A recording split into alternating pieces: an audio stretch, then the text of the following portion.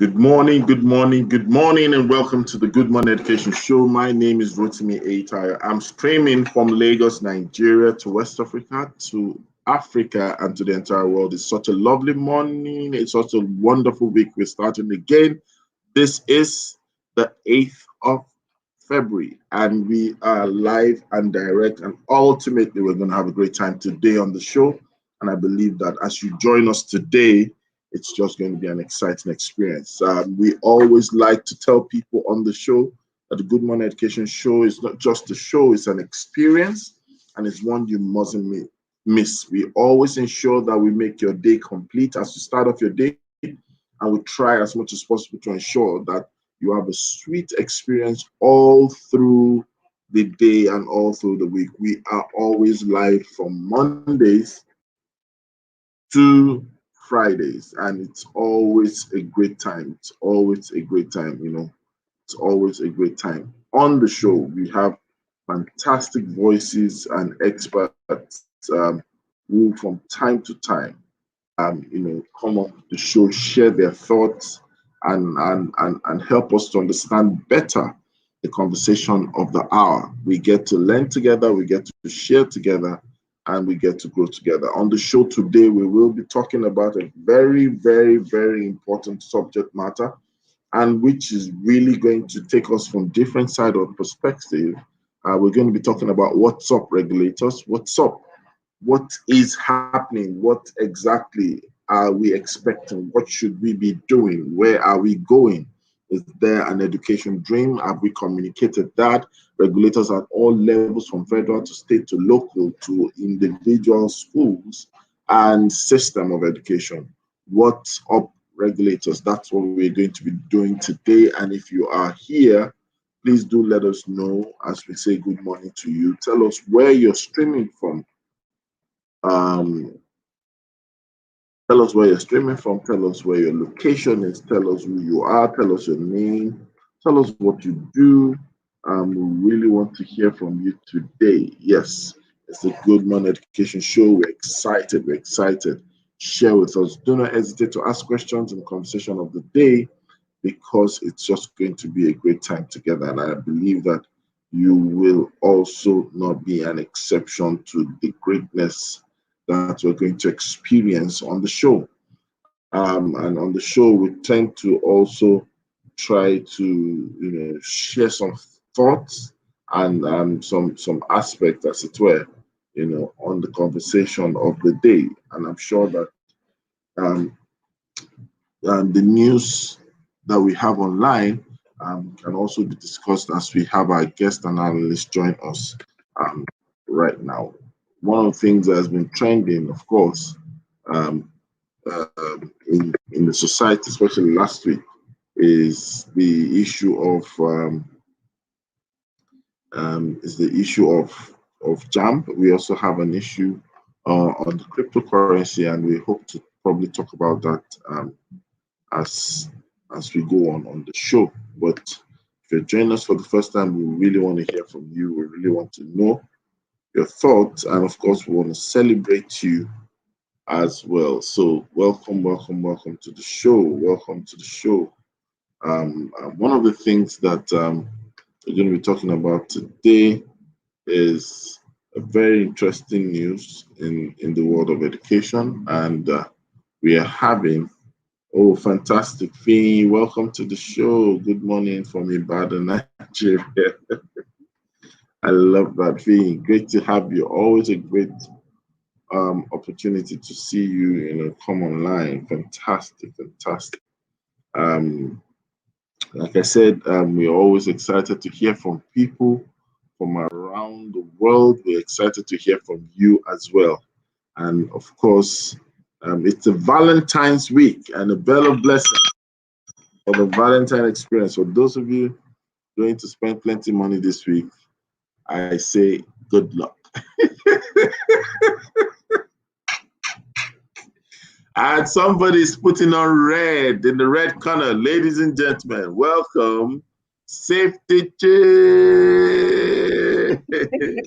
Good morning, sir. I know you were going to make reference to Valentine. If not, I wouldn't have worn this dress because I now look Valentine-ish. One of the Valentine victims of the week. How was your weekend? Fantastic, fantastic, fantastic, fantastic. I like that. How about you? Fine. It was really good. It was good. And just so that the world will know, Ugochi is just blazing on her author experience and author mandates. You know, I don't know whether she's heard from heaven that you have to write about 365 books, one book for each day of the year. But if you don't know now, I'm busting the speakers. Ugochi has put together a fantastic read that you all must have a copy. I don't know. She's given out copies already, but I don't know what's going to happen. But please tell us about the book before we read this. Wow, wow, wow, wow. Take it. The Valentine weekend is a Valentine book.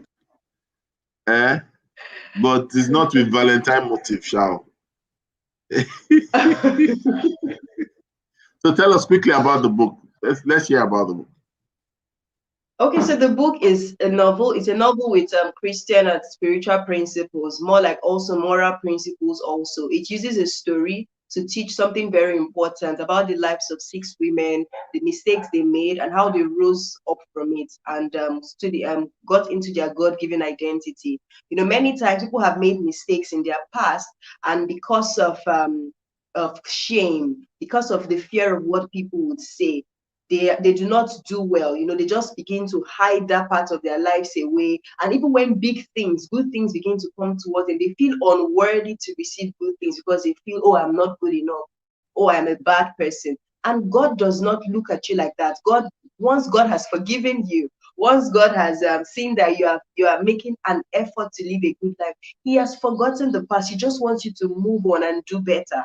So the book is just to encourage people to, no matter what you have done, no matter how bad things were, as long as you commit to doing the right thing going forward, better things can come for you. There is no condemnation.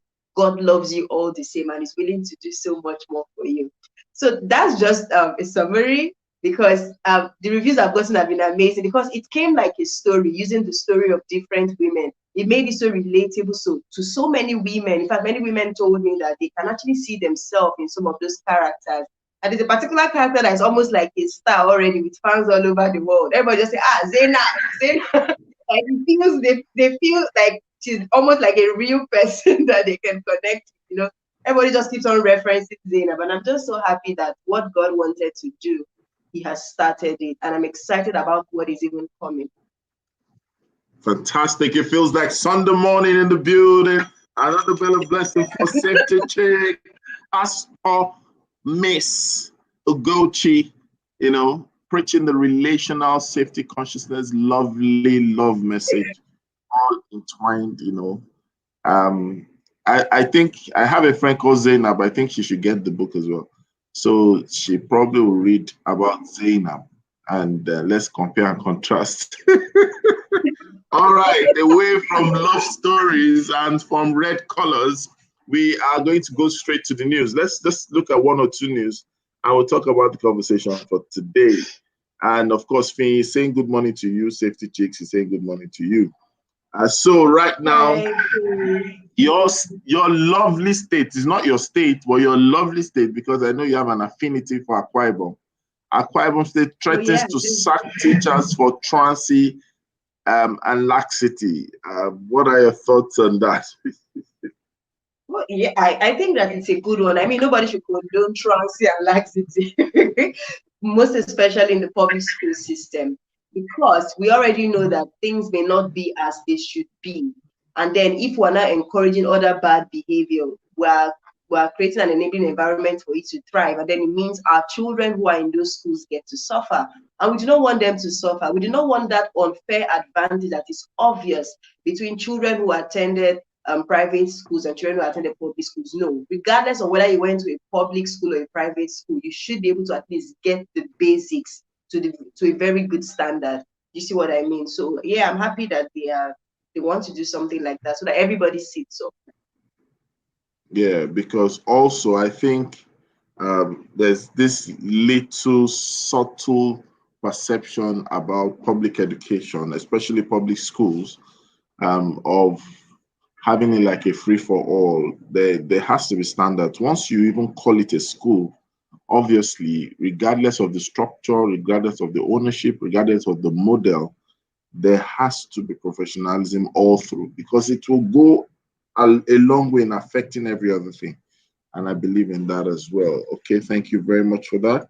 And now to another news. We have from the Nation newspaper online, Katsina Varsity matriculates 2,336 students. 2,336 students. What's Okay, your so thoughts? I'm wondering why. Yes, I'm wondering why this is news. Is it because this is the first time they're having such a high number, or is it that this number is too low compared to what they normally have, or what exactly is the why is it news? I mean, every school matriculates every year, so why is it news? Except maybe there is a spike in numbers, something maybe there's something unusual about the numbers. Maybe this is the first time it is this high. Maybe or maybe again it's also too low. Maybe they've had better in the past, So why exactly is it news? Is there any extra detail? I think it's news because they are having matriculation. That's one. It's news because numbers are numbers anyway, and then people are hoping to see what will happen at the point of resumption, because it's not as if they're resuming online. There's still physical resumption in There is no most in person. places. So that's why it's just new. But then for us, it's just to tell us that for some quarters, life has returned to normal. And we just need to drop the message that everyone needs to stay safe. The fact that there's resumption does not negate the reality of a risk. So we are not saying life should shut down, but we're just saying that we should be careful and conscious. Like, You know, uh, yes. which is really also something I have to tell myself, and I also believe that it's something everyone should hear. We shouldn't shut down our lives in anticipation of assumption and fears, but we must guard ourselves. So to a large extent, if you still have to do certain things and it's a must, it's done in person, please by all means ensure that you stay protected.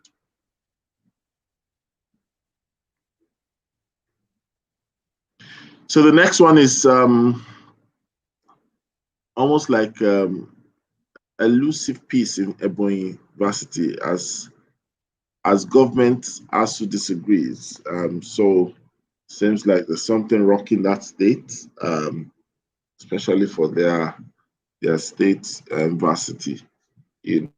So we hope one day we will stop reading news about this.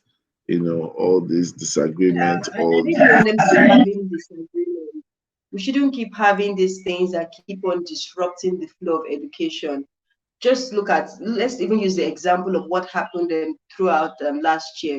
Because of COVID, schools were already, ASU was on strike, and then the lockdown, and then of course schools did not have to go back, could not go back because of the strike. And while we were here having strike, other countries, other schools were carrying on with their own education. So we shouldn't keep having all these um, things where they are always disagreeing and then the students are getting to suffer. We shouldn't. We shouldn't. This is 2021. We should move. We should elevate, evolve from this kind of stuff. I think part of the reason is it's sometimes where our eyes are. A lot of people do not keep their eyes on the ball when it comes to the tertiary institution, and knowing the kind of education system we have, what they're clamoring for is justified to a large extent. The only thing is that we don't apply planning and parallel leadership, because what naturally happens is this: if you have an agreement with someone, you don't wait till it's now like till almost you're burnt out, running out, before you now make it a ransom, holding them to a ransom. Dialogue with on ASU should not be protesting based, which is reactionary, and that's why it's seen as a union, right? But then in the 21st century, there should be projections, there should be planning, there should be future engagement. It should be in such a way that, if possible, the Ministry of Education should be having almost like quarterly dialogue every time, because this thing is like a live wire. We're not there yet, but then the little that we have, we're putting it into comatose. There's a lot that needs to, we need to sit the unions and change their code of ethical. Better still, they need to change their brief, because you know that strike will happen. And the reason why strike is happening, because something unjust has been done to you. The question is, why should we allow unjust to happen, especially over a period of time consistently? I think something has to happen, right? Good morning, Titi. How are you today? I'm fine, thank you. Good morning, Mrs. Adelsi. Good to see I you. spy with my little eyes something colorful, Mm-hmm. something long. Mm-hmm. It's not Good from my morning, mouth. I did everyone. hear it. Everybody did not derail us, so we were on the news. Good morning, everyone. Welcome to the Good Morning Education Show.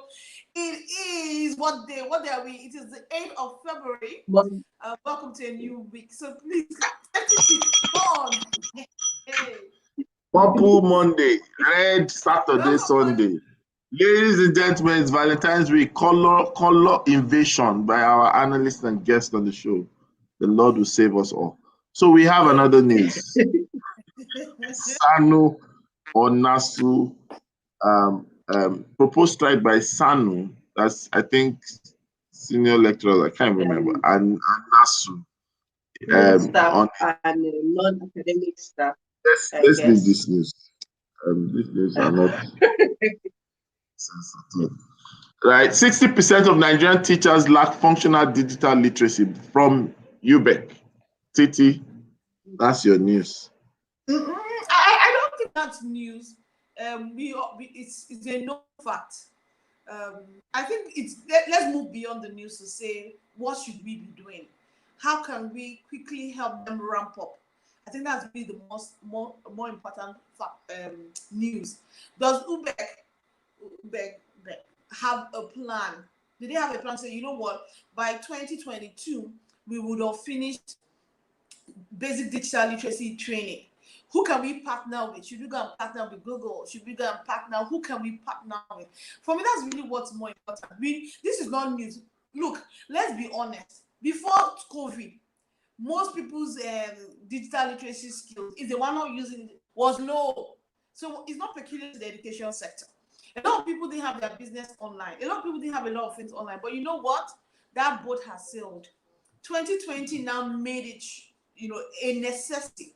So before, it was okay for teachers to just come into the classroom, be a good teacher. Do you understand? Be able to teach the children without technology. But that boat has sailed. So for me, it's saying, what can we do? And let's create SMART goals: specific, measurable, achievable, realistic, and time-bound. So UBEC should be telling me that, you know what, I want by 2022 and December, I have trained all our teachers on digital literacy. We are looking for partners to make that a reality. That's what it is. That's what they should be telling us. And then same thing for the schools not under their purview. They are saying each school should submit their plans on how they're going to ensure that their teachers have digital literacy. They need to submit their plans. We'll do a check mid-year. We'll do a check. That's really what's important. It doesn't matter what we don't have now. It's what's the plan to have what we need to have. I think for me, that's real news. Fantastic. Thank you so much. Thank you so much. I think that it's also important that we send goals to our regulators starting from today. We don't want them to set smart goals, because they set smart headlines, topical headlines, that we still have to tell them to set smart goals for. So with TT, with Safety Chick, and so many experts out there, let's send in the smart goals to them. Let's tell them, guys, why not? Let's have this goal. Guys, in fact, this is the goal. Guys, these are the people, and this is a time for those who always clamor for identity and recognition, no matter how small they are. to put out themselves. Why should it be Google? Why shouldn't it be Niger Kids? Why should it be Google? Why shouldn't it be Edbest? Why shouldn't it be so many other people that we ring the bell for every time from now and then for the things they do, for their consistency? And in fact, it should be a crime if within the education ecosystem, the people that are driving the change are not also within or embedded within the system. I think we should consider it a crime. So, even if we can't make it a federal minister of education, we should make Nigeria Kids, an implementation partner. Ladies and gentlemen, from the Good Morning Education Show, we should make them, those kind of things. You understand? So we go on a very quick. And safety chick for Safety chick is in a love mode. Did I tell you what she did over the weekend? Oh my goodness, you didn't see what happened. Oh, ladies and gentlemen, you needed to see safety chick.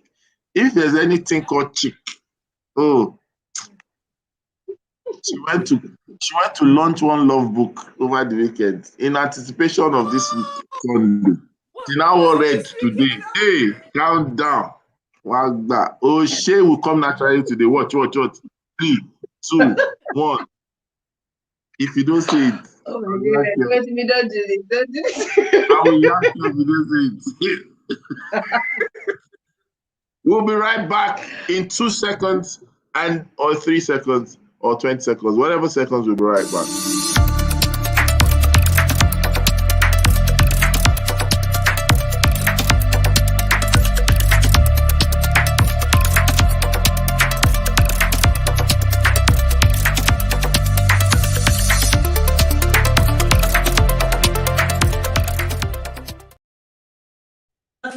And we're back and better, streaming from Lagos, Nigeria to West Africa, to the entire world, to Canada, to UAE, to Dubai, to Ireland, to UK, to Kafanchan, to Sudan, to Libya, to South Africa, to Iran, to everywhere that you're seeing us from, Turkey especially. This is the Good Morning Education Show. This is the best thing that's happened from Africa to the world of education, talking about the issues within and around education. And look at the people on the screen. Are one of the best minds, best brains, best voices, and best looks you have in the world of education. Ladies and gentlemen, this is the Good Morning Education Show, and we are speaking about today something very important. We say what's up every time, but we're directing our what's up to a set of people. What's up, regulators? That's our conversation today. And we'd like to appreciate those who are joining us now from different parts of the world. Ayolua Koka, thank you for joining. Ayo's joining us from Canada this morning. So she's really up in the midnight, I'm sure, probably 2, 3 a.m. Thank you for the sacrifice. Thank you. Olatunde Adebayo, thank you for joining. And of course, follow our own very follow. She's joining us as well. Thank you for joining follow. So today, let's talk about the regulators. Let's talk about regulators. So what comes to your mind when you hear the word "what's up, regulators"? Titi, what comes to your mind? I feel like really when you say what's up, what's up? Well, it's more than a greeting, definitely. We need to begin to ask them questions. We need them to paint a picture. It seems like we don't have clear picture of what's happening within the sector, and it's affecting our planning. They should cast a vision, and while they're doing great stuff and sacrificing, it shouldn't be something so we can celebrate them. It should be something so we can celebrate us, so we can celebrate the system. So it's time for us to say what's up, and not just what's down, not what's everywhere. What's up? What's the vision? What's the education dream for the state? What's the education dream for the nation? That's really what it's about. That honestly, that's a very valid question. I think when I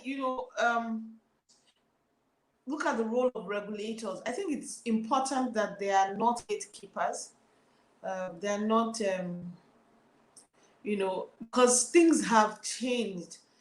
Sometimes when you have a gatekeeper, what happens, that the focus is excessively on gatekeeping, you miss, the opportunities that can come for the institution, so to speak, or the sector to evolve within the limitations that you put it in. And that's what happened in 2020, so that people, evolved.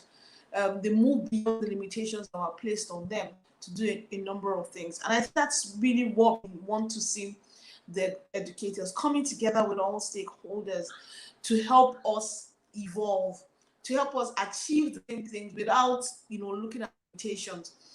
That's the beauty of, if anybody took anything away from 2020, is to show that we are generally, the world is resilient. When things push comes to shove, people will come up with solutions, and that's really what we need.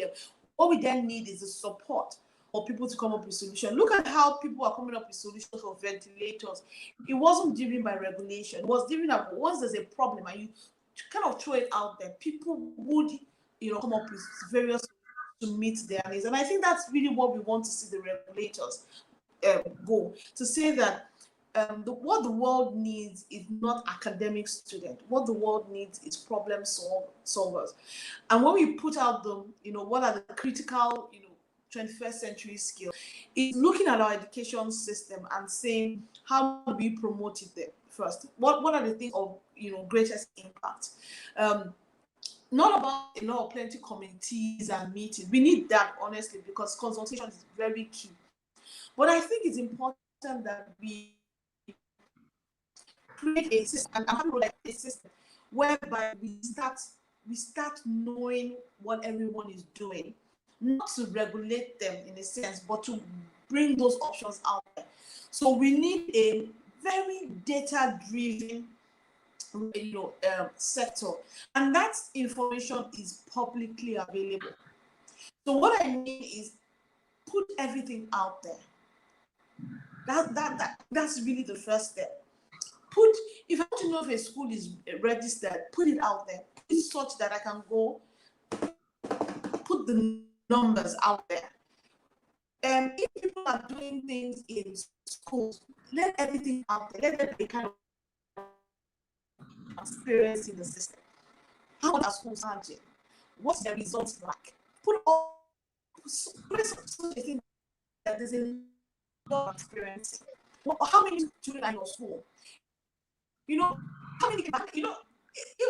Not all information needs to be transparent to the world. You can decide which one, but you start really working with data.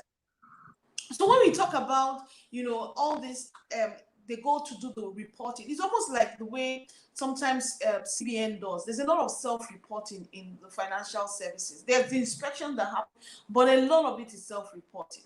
So they have these policies of saying, if there are certain transactions, you have to report it.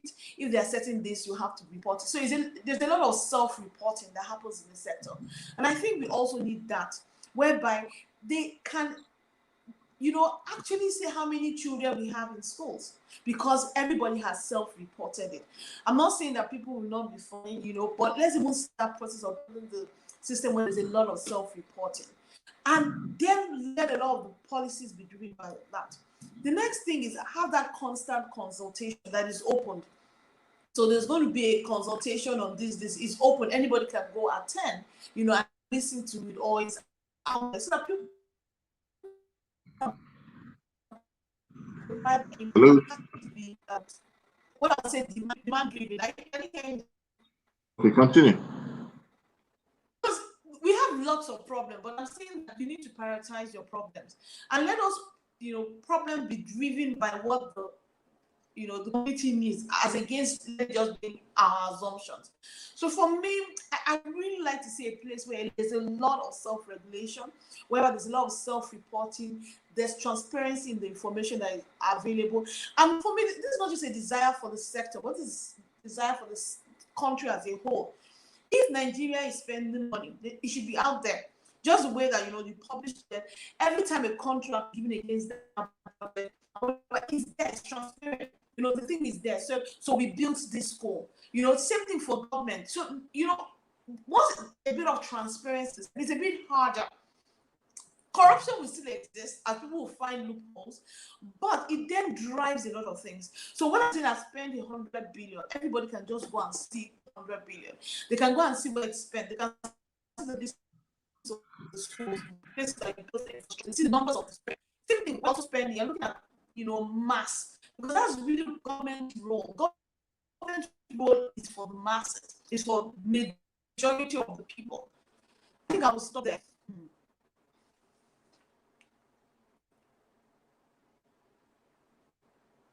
Rotimi, back to you. Much while you were speaking, how are you today?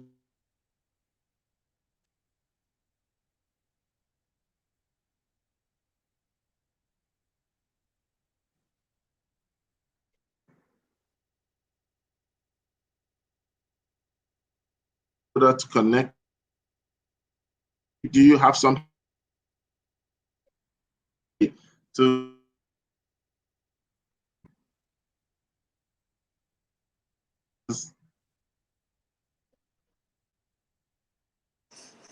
Rotimi, I don't know if it's only me. Is Rotimi going in and out? I thought it was only me. I've been having network issues last week, so I didn't want to talk. I thought it was just me, but he's going in and out. Exactly. I thought it was me as well. you guys safety chip? You are frozen, Mr. Rotimi. I've used the word Hear me? frozen. Can you hear me now?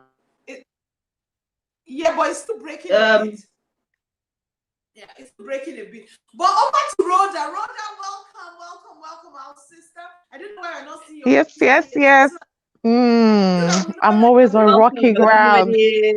Good morning. I'm always on rocky ground, so I just like, well, let me just be stable with my avatar.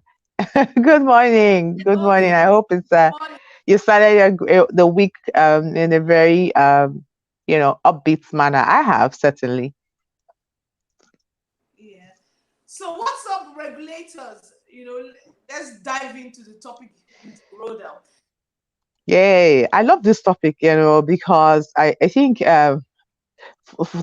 for me, this is really the bedrock upon which education thrives, the regulation, and it's really something that I've always hoped, and I keep praying that we get it right. I think this is what is the difference between us, the state of the health of education in this part of the world versus other parts of the world that are aspirational. I think they've all gotten regulation right. They've gotten it. I mean, you know how you look at education from a 360 degrees point of view, and then you then tell yourself, how do we ensure that whatever we have put on ground takes us to El Dorado? What is our North Star? That is what is guiding us to ensure that every part of what needs to work and what needs to make us find success.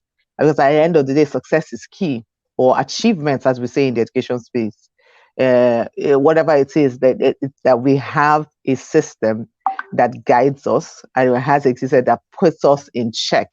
That's whole checks and balances portfolio that we should have existing. That is not prone, and I always like to say that it's not prone to changes in government, and changes in personnel, so because if when regulations are in the world of adjustments, it's good. Then in the world of review, they're good. So I'm really glad about the topic because that's what is the benchmark or the bedrock upon which education systems thrive. So I mean, what's up is really us asking of all those things because I think about when I think of regulation or regulations and the regulatory bodies, I always think about everything that worries me when I'm in a classroom, I'm a teacher in the classroom, or I'm a school leader in the school. Because for all the way from and safety chick, I'm sure, and everyone, I'm sure that in climes where education is working very well, you'd see a combination of these regulations. You see regulations on health, you see education safety, curriculum, on teacher quality, on on performance indicators, on welfare, on inclusion. All of these things are all wound up together, in the system that ensures that we we are very well regulated. And I think once we use that keyword regulation, we're trying to say, you know what, we're going to be bound by these things because we have a goal. And if our goal is X, Y, Z, then what are the priorities that come or are attached to those goals? And that's what's up regulators. We need to, for me, we need to begin to look at those regulatory bodies, and we need to look at the policies that they had. Look, I will just end with this as my introduction. There's a particular state I've researched. I was looking for their education policy. Guess what? The last education policy that state has or can track to is from 1985. Anybody who was born in 1985 is now how old? 35 minimum, right? And so that's a problem. So let me end there. I wasn't even born. I was going to say that safety chick, but I didn't want to be disrespectful. I was going to say, I don't think safety chick was born. But I said, no, don't do that.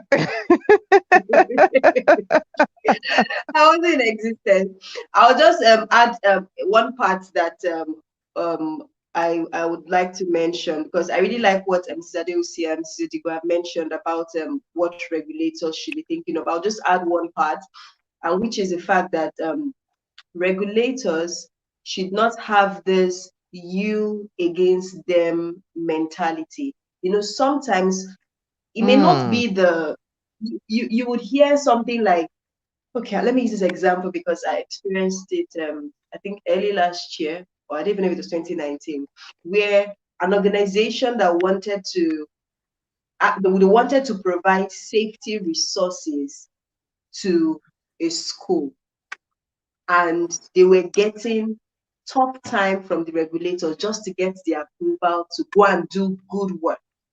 They were trying to help, but the regulators were giving them tough time. And so it took a while, the back and forth. And they gave me an example of, there was a time they wanted to build a school and hand over. And the issues on ground were just so much. It's almost as if they didn't want to help them do what they wanted to do. And they got frustrated and left it.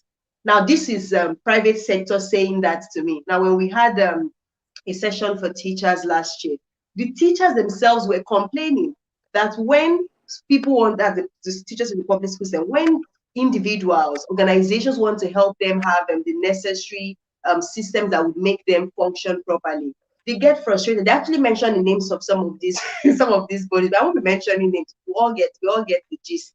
That they will frustrate the effort of these people helping. So I think we shouldn't have this school against regulators. The regulators should know that we are all together. We all have a role to play to achieve the major goal. So it's not you against them. We should work together as a team to ensure that education does not suffer, basically. So if everybody has that notion, you will see that even with the rules, the laws that are in place, you are thinking win-win. You're not thinking, yes, we will show them time to pay fine. No, it's not a battle. It's not a battle. We're trying to achieve something that is going to help everyone at the end of the day. So I think that mentality should be left behind, because you see, sometimes even when maybe the regulatory body itself does not have issues, some individuals just become the problem, some individuals in the system. So you will go to some offices and say, this particular person, this is the problem we're having here. It shouldn't be, really. Thank you so much. And although Safety didn't say she loved what I said, she only said she loved what Titi said and what Rhoda said. So I have to say another thing, and hopefully she will love what I'm about to say. I love everything you have been saying. I always love what you say. You don't love it, I beg. Eh? All right, so that was just a joke, by the way. So speaking about what's up regulators, I think I need to call our attention to 4 things. And the first thing is what we also know what regulators do, and Titi also made some comments on that. Regulators control. We cannot remove that from them. Take it from them. They are there to control. But the question is, control what? I think that we have their brief clearly spelled out. But I think the low-hanging fruits for sometimes, some of them, is one-sided. And we need to get to that consciousness where we need to look at it that regulators don't just control, they also, number two, they maintain. So if you see something working, and which I love the way Titi said, we need to put numbers out there. There are reasons why some schools will fail in 2021, and the reason is not because it's nothing much more than the fact that they did not know the pitfalls to avoid. And everything doesn't have to come through the place of training and workshops. Everything will not come. In fact, there are times that you're expecting too much from a training workshop. Um, you're expecting the training to be a regulator. So sometimes that's what it simply means. And what will make consultants also thrive is the diverse or the dynamic nature of regulators. Because for someone to say that is into school improvement, or for someone to be doing school development, it's tied to a benchmark. If there's no need and there's no urge, if there's no parameter, if there's no consequence management system, you'll find out that a consultant will have to cook up his reality and relevance, which sometimes is what promotes quack, because a lot of times people don't think down deep. So the regulators control, but they also maintain, and they don't just stop there. They also set things in order, meaning that, listen to what Rhoda said. She was asking what's the education policy. So sometimes you find out that a lot of people know what to do, but they sometimes place routine over relevance. So why would you have an education policy of 1980 something, and you've had, if you count how many commissioners you've had since 1980 something, definitely it will be more than 3 commissioners. Rhoda, am I correct? Very correct.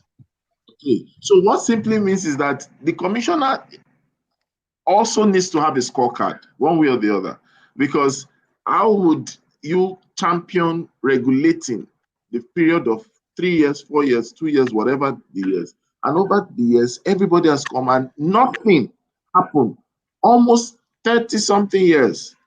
Think about it. That means that they are more invested in the routine than their relevance as a state. And their routine is come to work. Their routine is his first time, his second time, his third time. So we need to get that angle sorted out, right? And the most important thing that I think that we should be talking about, which is more or less like what's up, we should look at the word up. I think that regulators are the ones that should modulate. I remember while I was in secondary school, I started playing the keyboard at a very young age, primary 6 into JSS1. And now, if you're familiar with music, you know there's this book called Smallwood. So if you want to learn the rudiments of music, you want to sight read, you want to sight play, that's one of the texts we used then. And I discovered something in music. There's something called modulation. And modulation is almost like the transitioning into a higher key. The truth of the matter is that we need our regulators to be more heavy, more present in the place of modulating education, modulating school development, modulating professionalism in the space, modulating educators themselves. Because that's what you hear. Sometimes all these things we celebrate and we call it curriculum, all these things we celebrate and we call it standards, all these things we call ratings and rankings. You find out that it's because some regulators were more conscious and awake to modulating. That's like raising the bar. Another word for it, but I don't just like the word raising the bar because it's being bastardized. But we need to modulate things to say, this is how we are, this is where we are, this is what can be. And that's where consultative conversation, and I agree with Rhoda, and guys, I always agree with you guys. I'm looking forward to a point where when we talk, it's not because we got a keynote speaker. We need a situation whereby conversations with Ministry of Health, conversations with Ministry of Labor, conversations with all these people within the country and across stakeholders should happen concurrently, not at a special event, in the place of planning, so that it can come out seamlessly. Do you get? I've been in some groups and syndicate groups, and when I remember some of the policies and some of the things that happen, I just smile and say sometimes We're going in a direction and we know that the direction has no framework, meaning that it will not work. It will sound right, it will sound well, but it will not work. Why? Because we are taking into consideration, we're not taking into consideration so many factors, right? We call them critical success factors that will make these things happen. And I think it's time for regulators to not tell us what is, should not tell us what's around, should not tell us what they love and what can be. They should tell us what's up. It's what's up that make us plan. That's what will make the next technology happen. That's what will make the next innovation happen and probably happen faster. So, ladies and gentlemen, let's ask our regulators, what's up? Regulators, what's up? What's up? What's up? Yeah. Yeah, what's up? Yeah, I was looking at the regulatory bodies we have in Nigeria, and especially with respect to zeroing on or focusing on education. I can find like 4, and please add if there's more. I can find for curriculum, I can find NERDC. For performance indicators, I can find WAEC and NECO. And then for teacher quality, I can find TRCN. And there's still more in the scope of education. I'm also trying to, I think that we don't have an Ofsted. I'm not sure if we do. Rotimi, are you aware of, a version of our Ofsted? Our version of Ofsted is mixed between department and agency. So we have the quality assurance, and that office is using a mandate like Ofsted, but they are just checking, but there's no benchmarking. So, which is, if there were, then it would be an internal document, which should never be an internal document, because regulating and benchmarking is not a secrecy thing, it's open. You should benchmark against. That's why when people say standards are falling, I usually have a problem with that statement.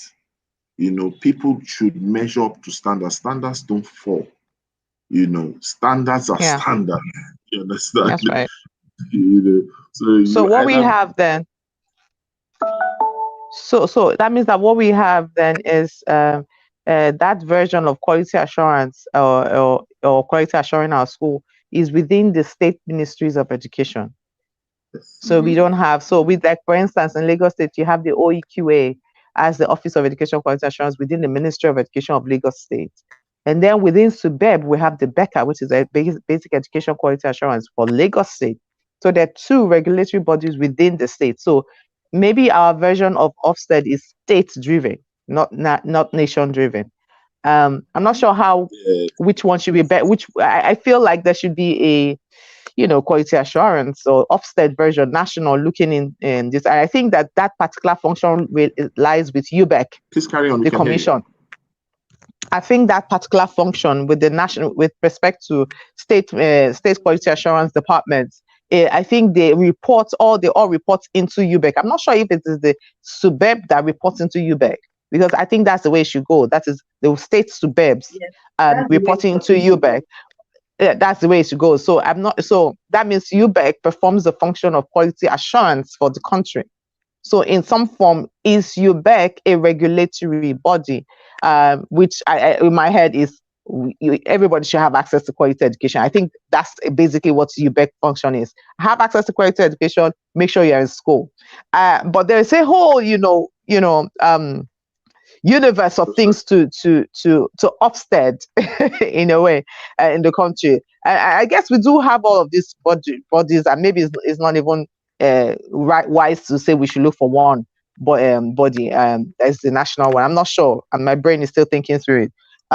But I feel like there is and just from my own experience, I think this is what in my world of what's up and asking is the unification of efforts. And so that's for me where I'm a bit sort of like worried, because from my experience, one unit within a state is saying one thing, and then the other unit saying another. I'll give a quick example.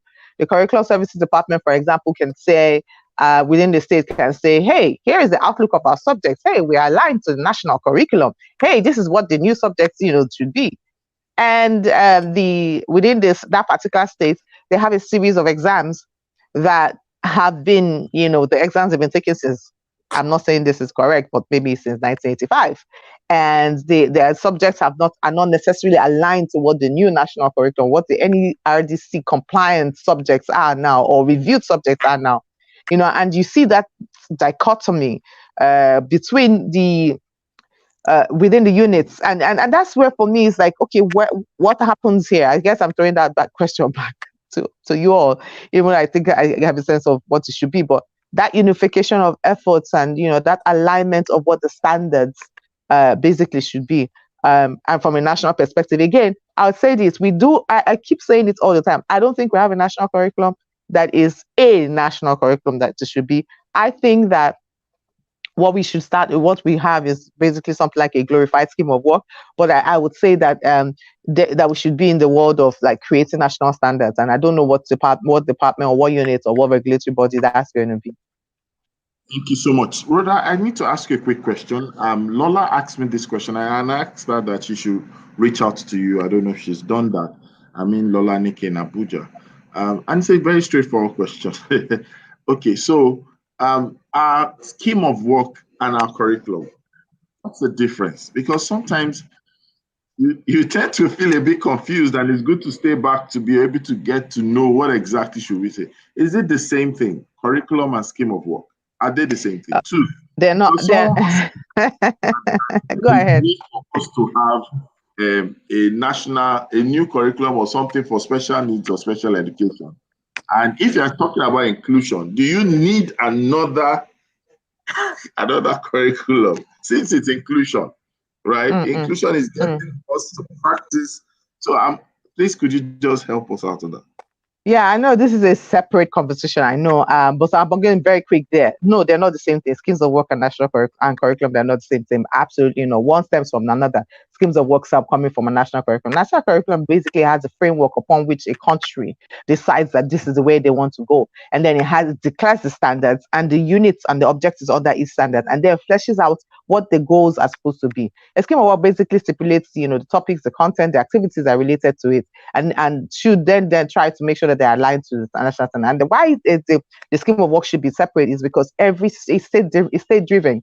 Because states decide. For example, I'm in Lagos State. I'm not going to teach you Hausa, for example. It's not the official language in the states. There's certain differences and there's certain outlooks per state because this is the federation still, and then states still have their their goals and aspirations. But separate from that function of states versus federal or nation, there is the difference between national curriculum and scheme of work, and that is something that we can go into the units and the bicep. But there's a difference. Should we have a separate curriculum for inclusion? No. That is why everything should be inclusive. The word inclusion, when we go for it, we're saying put everything together and make it one hub for everybody to have access to. Fantastic. Thank you so much for that.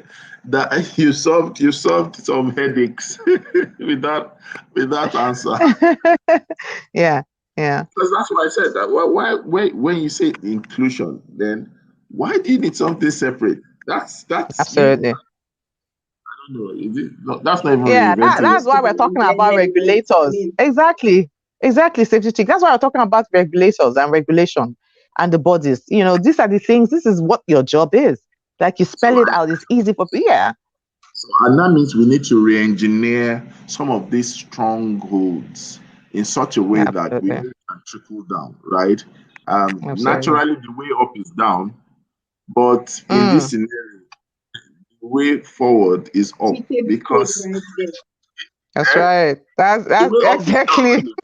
But right now in this context, the way forward, I won't say up now. The way forward is up.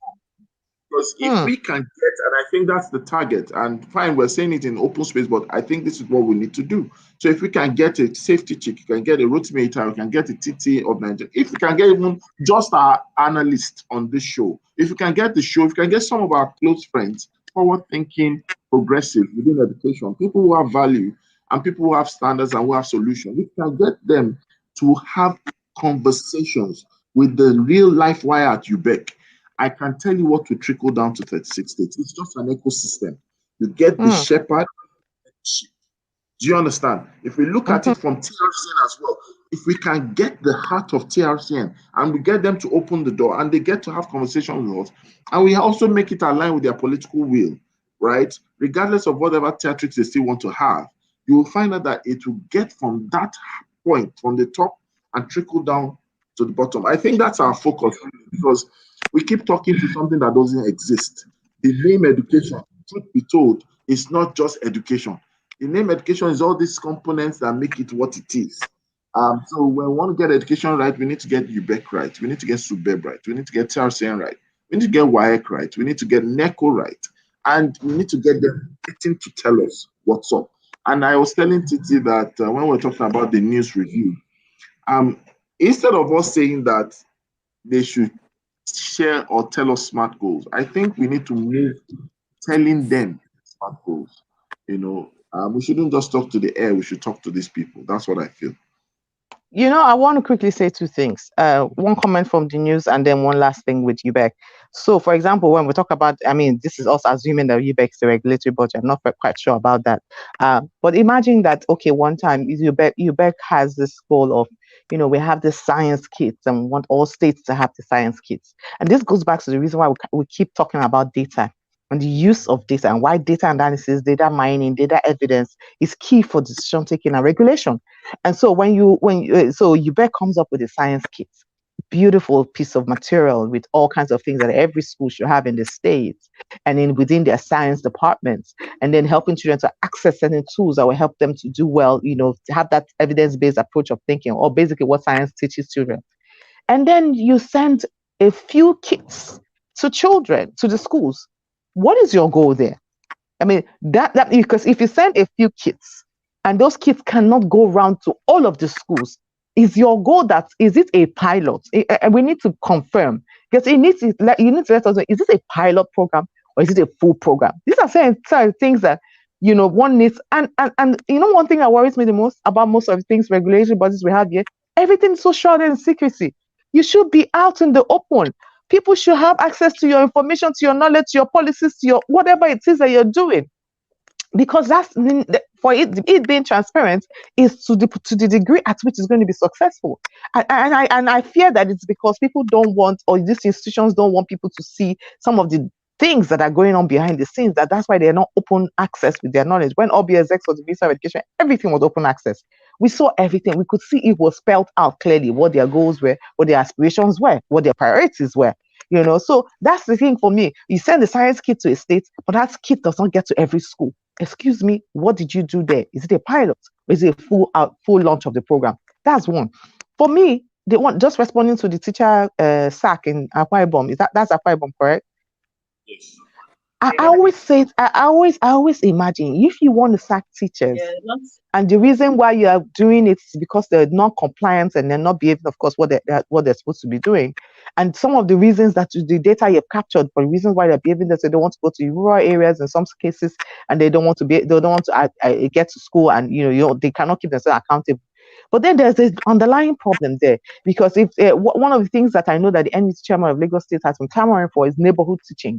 And neighborhood teaching is a phrase, but it's a policy as well, because then you can, with neighborhood teaching, there's many things and many frameworks you're going to build, e.g. housing schemes, and all the other things are going to make sure that these particular teachers who are going to be who have neighborhood teaching as part of, as what determines where they get posted and what benefits they get to receive, is what is embedded there. So if you're sacking, are you sacking them to bring who? Goats, cows to come and teach? Are the children not going to be in school, classroom? So you need to figure out what you're going to do with those that you have already, and know, okay, what are the things I'm going to do to make sure to keep you compliant? That is the real question, because we are looking for teachers in this country. We don't have teachers, and it's difficult to find them. And so this is why I'm always in the world of the solution to teacher quality and teacher closing of teacher gaps is teacher education reforms. I really, really want us to go there. And that's what the regulatory bodies should be doing. Sounds like I was ranting, but forgive me. I was just trying to put comments, my thoughts were around that.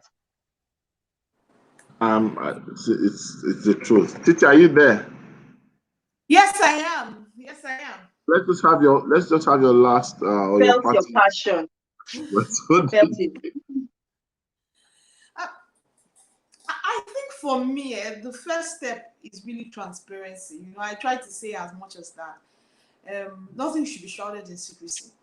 With transparency, it allows everybody to sit up. You know, it allows things to happen.